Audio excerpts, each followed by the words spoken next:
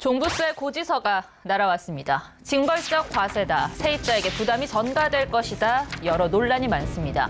하지만 정부는 일부 국민만 대상일 뿐이라며 종부세 폭탄론을 반박하고 있습니다. 오늘은 심규원 건국대 부동산학과 교수와 짚어보겠습니다.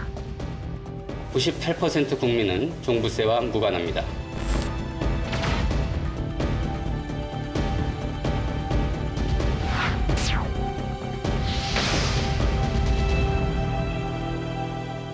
집값이 오른 만큼 그리고 부동산을 많이 소유한 만큼 세금을 많이 내는 것이 맞다. 한편에서는 징벌적 과세다 이렇게 의견이 팽팽합니다. 이번 종부세 논란은 어떻게 봐야 합니까? 정부에서는 아마 이런 생각 같습니다. 지금 투기 같은 게 너무 많이 일어나는 것은 다주택자들이 집을 많이 갖고 있고 그래서 이 사람들한테 세금을 많이 매겨서 나오게 하면은 집값이 떨어질 것이다. 그게 정부의 계획인 것 같아요. 그렇죠. 근데 우리 같은 경우에는 이제 세계에서 유일하게 재산세 외에 종부세를 부과하고 있습니다. 재산세의 이중과세가 종부세다라고 보시는 겁니까? 재산세를 합쳐버리면 이중과세의 성격은 사라지겠지만은 이 세율이 과연 타당한 세율이냐 이렇게 많이 세금 나른다는 전 세계에 없고 종부세의 사실 도입 취지가 부동산 시장 안정화도 있지 않습니까? 예, 근데 이제 지금까지 여러 연구들이 있는데 거기에 대한 반론이 더 많은 편입니다. 세금이 부과되면 그 재산을 소유할 유인이 적어지고 거기에 따라서 투자가 줄어들게 됩니다.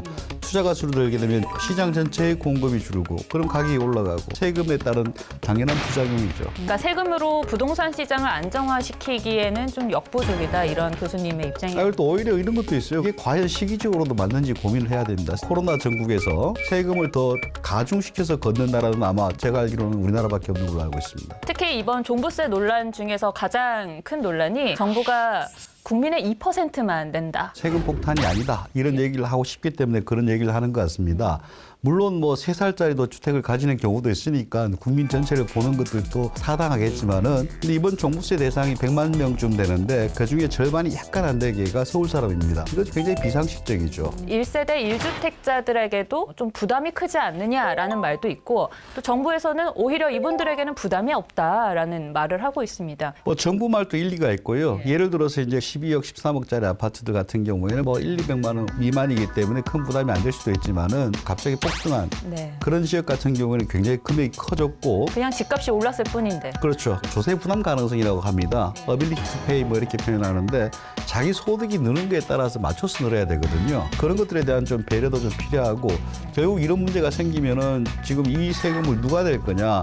집주인이 낼 거냐 아니면 세입자가 낼 거냐. 이 논란도 있더라고요. 예. 그러니까 말씀하신 대로 종부세 부담을 세입자들에게 전가할 것이다라는 비판도 있는가 하면 또 한편에서는 시장 상황상 그거는 너무 과한 이야기 아니냐.